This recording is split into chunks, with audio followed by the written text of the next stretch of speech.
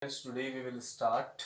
I will solve some questions here for physics, human eye, and the colorful world. Question is, what happens when our eyes focus on far objects? Means when our eyes will focus on the far objects. You must have realized this. When you try to focus on the far objects, the near objects appear blurred to you, and the far objects appear clear, means they make the clear image, but the near objects appear blurred at that time. So what is the reason I'm going to tell you. Let's say this is our eye lens, this is our eye lens, only eye lens I'm making. Let me make a retina, after that I will make it. Okay, so now let it be the optical center, and let me pass a principal axis like this. Now at first I am doing what happens when our eyes focus on the far object. Now I am trying to visualize and focusing on the far objects. Let's say the object is here. Now this is the object. Now what is happening? From the far objects, the rays which are incidenting on the lens are almost parallel to the principal axis. Okay, so the parallel rays will come from the far objects like this, and you are knowing the rays which are parallel after refraction from the lens passes through the principal focus. Let here be the principal focus, and let me make a retina. Let's say this is the retina. Okay, this is the far objects. Now the two objects, can you visualize? Yes. So two rays will have to pass from the far objects. One ray is this, and the other ray, which is along the principal axis, will straightway pass along the principal axis without any deviation. So these two rays are meeting each other here.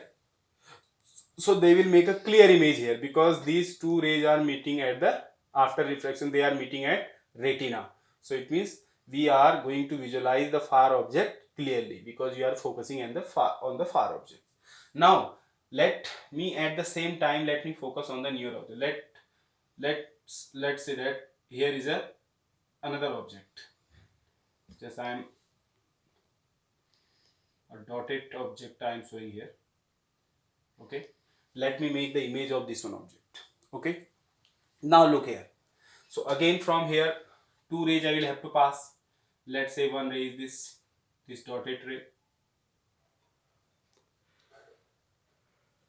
which this is along the principal axis. So after the reflection it will pass from the principal focus. So principal focus is here,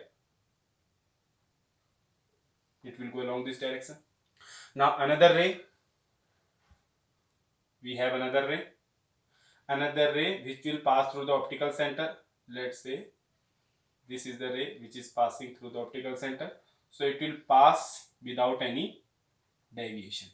So now you can clearly visualize, if you are focusing, while you are focusing on the far objects, so far objects are making clear image on the retina, which will be the principal focus, because both the rays are meeting here after reflection.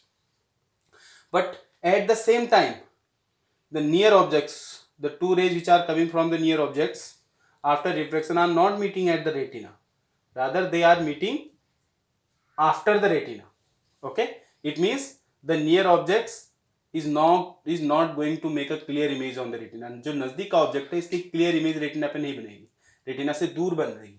इसका मतलब जब हम फार object को focus करेंगे तो नजदीक का object क्या होगा, हमें ब्लर दिखाई देगा। नजदीक का ऑब्जेक्ट क्या दिखाई देगा, हमें ब्लर दिखाई देगा, धुंधला दिखाई देगा। दिस इज डॉटेड का मतलब यहाँ पर धुंधला दिखाई देगा। Now let me at the same time let me focus on the near object. Now my question number second is, what happens when our eyes focus on near object? So far की जगह मैं यहाँ पर near कर रहा हूँ। Okay, let me draw a ray diagram for the near objects also. चलो यहाँ पर far ही लिख देता हूँ। ये far object का डायग्राम ये है मेरा, एक दूसरा डायग्राम मैं यहाँ पर near object के लिए बना रहा हूँ। Now my eyes are focusing on the near object. Okay, my eyes are focusing on the near object. Again let me make a lens here. Okay, this is the lens. let me make it somewhat bigger curvature. I will tell you the region here. Let's say this is the optical center and one ray along the principal axis. Let's say this is the principal axis. Now right now my eyes, let's say the object is here, my eyes are focusing on the near object. Let's say the near object is here, so on this object my eyes are focusing right now. Okay, this is the near object. So what happened now, from the near object, now my eyes are focusing on the near object. So what will happen, look here, after refraction this ray will pass through the parallel to the principal axis ना, so will pass through the principal focus. Now listen here, इस case में क्या हुआ, अब मैंने आपको एक चीज बताई, जो सीलियरी मसल्स थी ये थोड़ी रिलैक्स हो जाएंगी, अपने आप को रिलैक्स करने दो, लेंस आपका बड़ा बन गया, मीन्स इसकी कर्वेचर छोटी हो गई, इसका मतलब इसकी पावर क्या होगी आपकी, कम हो गई। देखो अगर इस केस में देखें आप, इस केस में लेंस की पावर क्या हो रही है, कम, तो फोकल लेंथ क्या हो जा रही है, बढ़ जा रही है, एफ बढ़ जाएगा। देखो एफ ये डिस्टेंस बोलते हैं, डिस्टेंस फ्रॉम हेयर टू जहां पर रेज मीट कर रही थी एफ, तो यहां से लेके ये एफ का, तो एफ बढ़ गया आपका, फोकस पावर कम होगी इस लेंस की, एफ बढ़ गया, तो एफ बढ़ गया तो क्या होगा, दूर फोकस करेंगे, दूर फोकस करेंगे तो क्या होगा, जो दूर का ऑब्जेक्ट है वो क्लियर मिलेगा, लेकिन नजदीक का ऑब्जेक्ट भी अगर दूर फोकस होगा तो इसकी इमेज नहीं बनने वाली। लेकिन इस केस में देखो, when our eyes are focusing on the near object, तब हमारी लेंस सॉरी जो सीलियरी मसल्स हैं अपने आप को क्या करेंगी, इस लेंस को क्या करेंगे, कंप्रेस, पिचका देंगे, पिचका देंगे तो इसकी कर्वेचर बढ़ गई, मतलब इसकी पावर बढ़ गई, इस लेंस की आपकी अब पावर बढ़ गई है। तो पावर बढ़ेगी तो फोकल लेंथ क्या हो जाएगी, इसकी घट जाती है, पावर और फोकल लेंथ तो इसके अपोजिट होते हैं, ठीक है ना। तो पावर बढ़ेगी तो फोकल लेंथ इसकी घट गई, फोकल लेंथ घट गई तो घट गई करने का मतलब क्या है, ये आफ्टर रिफ्रैक्शन ये नजदीक से पास हो जाएगी, यानी फोकस पहले दूर था, फोकस नजदीक आ जाएगा, यहां पर फोकस हो जाएगा, ठीक है। नाउ दूसरी रे जो आएगी, जो आपकी ऑप्टिकल सेंटर से होती हुई जाएगी, let me make this ray optical centre से, तो ये यहां पर मीट कर रही है दोनों रेज, तो ये आपका यहां से मैं रेटिना बना रहा हूं, ठीक है, आई बॉल का ऐसे retina. Now look here, you can clearly visualize, now while my eyes are focusing on the near objects, so the power of the lens is going to be higher, power higher हो जाएगी, क्यों, क्योंकि ciliary muscle इसको compress कर देंगे, इसकी curvature बढ़ा देंगे, लेंस मोटा हो जाएगा, पावर बढ़ गई तो फोकल लेंथ घट गई, फोकल लेंथ यहाँ आ गया, अभी देखो ये प्रिंसिपल एक्सिस से कट कर रही है, तो यहाँ पर ये फोकल लेंथ घट गई, अब पहले यहाँ थी फोकल लेंथ, अब घट गई, लेकिन यहाँ से दोनों रेज जो पास हो रही है रिफ्रैक्शन के बाद कहाँ मीट कर रही है, रेटिना पर मीट कर रही है, तो रेटिना पर मीट कर रही है तो क्या होगा, इसका मतलब हमारे नियर ऑब्जेक्ट की क्लियर इमेज रेटिना पे बन पा रही है। लेकिन अगर इसी समय में फार ऑब्जेक्ट ले लो आपका, लेट से ये मेरा फार ऑब्जेक्ट है, ठीक है, इसको मैं डॉटेड से डिनोट कर रहा हूं अभी, फार ऑब्जेक्ट, ठीक है। तो फार से कौन सी रेज आती है, पैरेलल रेज, ऑलमोस्ट एक पैरेलल रे तो आएगी, ये जो डॉटेड वाली आपकी साइन में शो कर रहा हूं, दिस इज द पैरेलल रे, डॉटेड वाली, तो रिफ्रैक्शन के बाद कहां से जाएगी, प्रिंसिपल फोकस, तो फोकस तो अब आपका ये है, तो यहां से ये पास करने वाली, और दूसरी रे में प्रिंसिपल एक्सिस के पैरेलल आ रही है, ये देखो ये प्रिंसिपल एक्सिस के अलोंग ये रे आ रही है, तो विदाउट एनी रिफ्लेक्शन जाएगी, क्योंकि ऑप्टिकल सेंटर से होती जा रही है ना, तो इसमें कोई रिफ्लेक्शन नहीं होगा, सीधे विदाउट एनी डेविएशन ये पास कर देंगे। अब देखो ये दोनों रे आप कहाँ पर मीट कर रही है, दूर वाली ऑब्जेक्ट जो रेज आ रही है मीट कहाँ पर हो गई है, मेरी फोकस पे, प्रिंसिपल फोकस पे मीट कर रही है, दोनों यहाँ पर मीट कर रही है, तो यहाँ पर मीट कर रही है, तो इमेज कहाँ पर बननी है, रेटिना से पहले बन गई, इसका मतलब दूर का ऑब्जेक्ट आपको धुंधला दिखाई देने वाला है, क्योंकि इसकी इमेज रेटिना से पहले बन गई है। So this is the reason, है ना। So what happens when our eyes focus on the near object, far object, so when our eyes focus on the far object, the ciliary muscles relax each other, so the power of the lens decreases, focal length increases, so that is why the far objects our eye lens make the clear image of the far object on the retina पे clear image बना पा रही है। But at the same time if you look on the near objects, so the near objects are not going to make a clear image at the retina, because the rays from the near objects after refraction are meeting not at retina but after the retina. ये आपका answer इसमें हो जाएगा। तो near object आपको blur दिखाई देगा उस समय।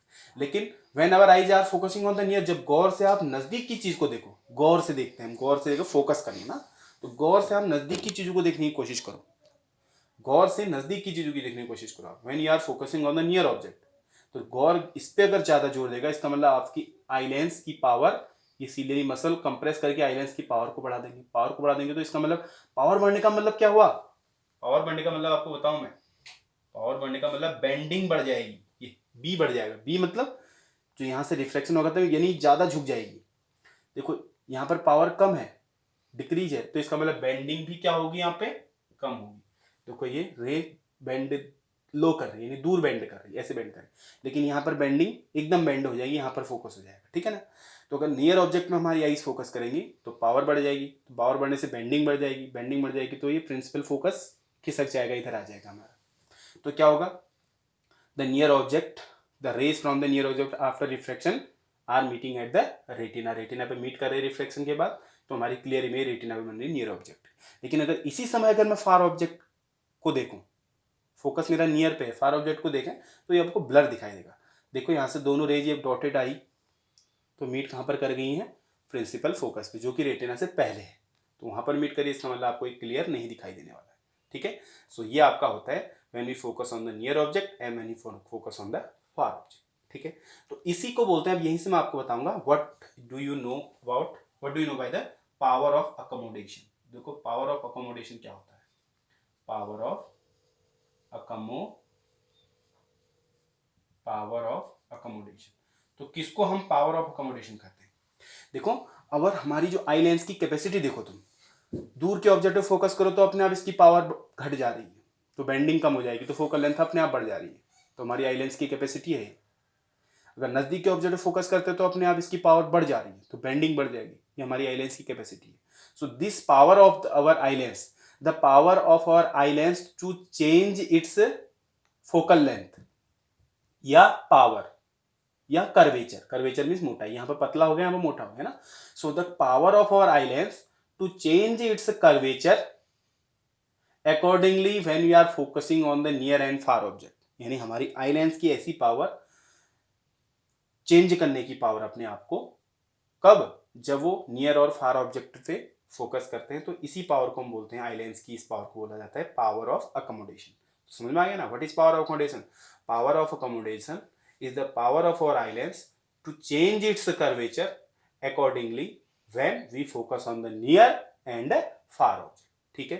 when we, पूरा लिखना पड़ेगा, when we focus on the near object the power of our eye lens increases, that is why bending increases and focal length also decreases, focal length decreases, therefore we can visualize the near object clearly but the far object appears blurred to us, ये पूरा लिखना पड़ेगा जितना बोल रहा हूं। and at the same name now if we are focusing on the far objects the power of our eye lens decreases, that is why focal length increases and bending also increases, bending decreases, sorry, bending also decreases, so that is why the far objects appear clear to us and the image of the far object at retina we can see, but at the same time the near object appear blurred to us because the rays from the near object after refraction are not meeting at retina। बस इतना आपको लिखना पड़ेगा। तो power of accommodation आपका समझ में आ गया, इसी को बोलते हैं पावर ऑफ अकोमोडेशन, ठीक है। लेकिन इसी में आपको एक चीज बताऊं मैं, दूसरी चीज क्या है इसमें देखो अब मैंने कहा हमारी आंख की पावर होती है, वो अपने आप को पिचका देता है, आंख की जो सिलेरी मसल्स हैं आई लेंस को पिचका देती है, पिचका देती है, तो जितना ऑब्जेक्ट को नजदीक लाते रहोगे उतना पिचकते रहेगा तो उतना फोकस इधर को होते रहेगा, तो नियर ऑब्जेक्ट को हम क्लियरली देख पाएंगे। लेकिन कहाँ तक पिचकेगा ये नियर ऑब्जेक्ट हमारा, कहाँ तक पिचकेगा, इसकी भी एक लिमिट होती है पिचकने की, एक हद तक पिचकेगा, वहां से भी नहीं पिचकेगा, इसका मतलब एक हद तक पिचकेगा तो एक मिनिमम फोकल लेंथ हमारे पास होने वाली है ना, एक मिनिमम फोकल लेंथ हमारे पास होने वाली है। Let me make this I think you have noted, so let me make this ना अब मैं कह रहा हूं आपसे कि मैं ऑब्जेक्ट्स को नियर लाते रहता हूं तो आखिर कहां तक मैं नियर ले आऊंगा, ठीक है ना। to make it clearly here. Now look here. जब ऑब्जेक्ट का नजदीक लाते रहोगे तो लेंस की पावर बढ़ती जाएगी, यानी मोटाई बढ़ती जाएगी लेंस की. Let's say this is the optical centre, this is principal axis. अब आपने ऑब्जेक्ट सपोज यहाँ पर रख दिया, खिसकाते ऑब्जेक्ट आपने यहाँ रख दिया. ठीक है, अब देखो यहाँ से दो रे जाएंगी, एक तो ये रे पैरेलल आएगी, बेंड हो जाएगी, ज़्यादा बेंडिंग होगी क्योंकि पावर बढ़ गई, यहाँ पर बेंड हो जाएगी. दूसरी ऑप्टिकल सेंटर से होती जाएगी तो यहाँ मीट करेगी, ये आपका रेटिना का पर्दा होगा, यहाँ पर मीट करेगी तो क्लियर इमेज बनेगी. लेकिन जैसे ही इस पॉइंट से, सपोज इस पॉइंट को मैं डी मानता हूँ, इस पॉइंट से जैसे ही आपने ऑब्जेक्ट को यहाँ रखा, अब यहाँ पर रखा, अब देखो क्या होगा, अब ये लेंस नहीं पिचकने वाला है. इसका मतलब पावर इतनी ही रहेगी, पावर इतनी ही रहेगी तो ये बेंडिंग होगी, लेकिन यहाँ से जो ऑप्टिकल सेंटर से रेज आएगी, अब ये दोनों मीट नहीं करेंगे. देख लो एक बार, गौर कर लो, नजदीक आपने ऑब्जेक्ट रख दिया तो डॉटेड लाइन दिखा रहा हूँ मैं, ये फोकस से जाएगी, है ना. दूसरी रे यहाँ से ऑप्टिकल सेंटर से गुजारो, देखो नहीं मिल रही है दोनों रेज, रेटिना के बाद में मिल रही है. इसका मतलब इस पॉइंट से अगर फिर आपने कम डिस्टेंस पे ऑब्जेक्ट को रखा तो now your eye lens is not going to make its a clear image. Okay, so this point, इस पॉइंट के लिए जो आपकी फोकल लेंथ होगी वो मिनिमम फोकल लेंथ होगी. यानी इस पॉइंट के लिए फोकल लेंथ कहाँ पर है, ये फोकस है, तो फोकल लेंथ ये क्या होगी, ये minimum focal length, F minimum, है ना. So the point for which we have the minimum focal length और मैक्सिमम पावर, इस पॉइंट पे देखें आप, आई लेंस की पावर मैक्सिमम होगी, इससे ज्यादा पावर नहीं बढ़ने वाली इस, है ना. तो क्या कहा मैंने, the point for which we have minimum focal length हो गई, एंड मैक्सिमम पावर, इसकी पावर अभी मैक्सिमम है इस पॉइंट पे, and maximum power is known as, तो इस पॉइंट को हम क्या नाम देते हैं, is known as near point. इस पॉइंट को हम बोलते हैं नियर पॉइंट. तो नियर पॉइंट है ये, डी मेरा कहलाएगा नियर पॉइंट. क्यों कहलाएगा नियर पॉइंट, क्योंकि ये पॉइंट ऐसा पॉइंट है, इस पॉइंट पे इस लेंस की जो पावर है अब मैक्सिमम है, इससे ज्यादा पावर नहीं बढ़ने वाली, यानी इससे ज्यादा नहीं पिचकने वाला. एंड इसी पॉइंट पे आपकी फोकल लेंथ मिनिमम है, इससे इधर को नहीं होने वाला फोकस हमें, है ना. सो वही काम है. So what is near point, near point is the point for which we have minimum focal length and maximum power is known as near point. तो नियर पॉइंट की डेफिनेशन मैंने आपको बता दी. ठीक है, ये आपका रहा नियर पॉइंट के बारे में. ठीक है ना. तो अगर आप देखें नियर पॉइंट, हम ह्यूमन के लिए, नॉर्मली ह्यूमन के लिए जो नियर पॉइंट रहता है 25 सेंटीमीटर का रहता है नॉर्मली इन जनरल, बट ये एज के अकॉर्डिंग वेरी करता है. जैसे जैसे हमारी एज बढ़ती जाती है तो ये नियर पॉइंट और ज़्यादा दूर तक हमारा हो जाएगा. लेकिन but this near point changes for the young person, young ones also, किसी का इससे कम भी हो सकता है थोड़ा बहुत, है ना. But generally for the human being the near point is at 25 centimetre from the eye lens. Eye lens से 25 सेंटीमीटर की डिस्टेंस पे हमारा नियर पॉइंट होता है. तो ये तो रही नियर पॉइंट की बात, यानी कहाँ नजदीक से नजदीक कौन सा पॉइंट है जिसकी हमारी क्लियर इमेज बन जाएगी, तो ये है, यानी इस पॉइंट की हमारी क्लियर इमेज बन रही है. इससे इधर को करोगे तो अब क्लियर इमेज नहीं बनेगी. तो क्या कहा मैंने, the point for which we have minimum focal length and maximum power is known as near point. इसमें the point for which we have clear image, यहां पर लिख भी दूं थोड़ा, इसको मैं थोड़ा और अच्छे से लिख रहा हूं. The point for which we have clear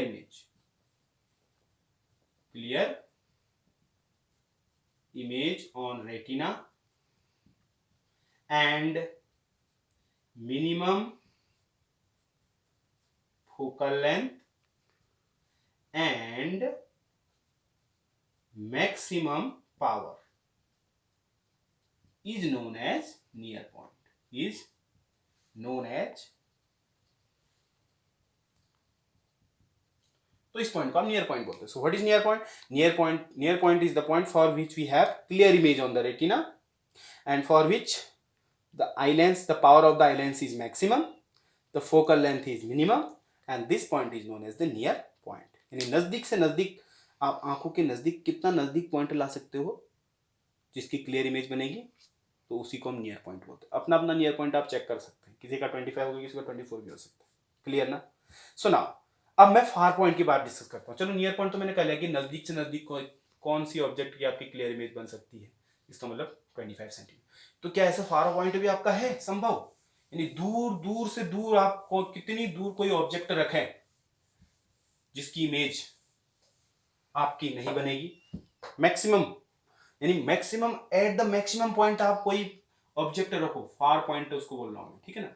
तो मैक्सिमम आप कहीं पर कोई ऑब्जेक्ट रखो जिसकी इमेज आपकी आंखें नहीं बनाएंगे, उससे उससे आगे की इमेज नहीं बनेगी, तो ऐसा कोई पॉइंट होता है? नहीं होता।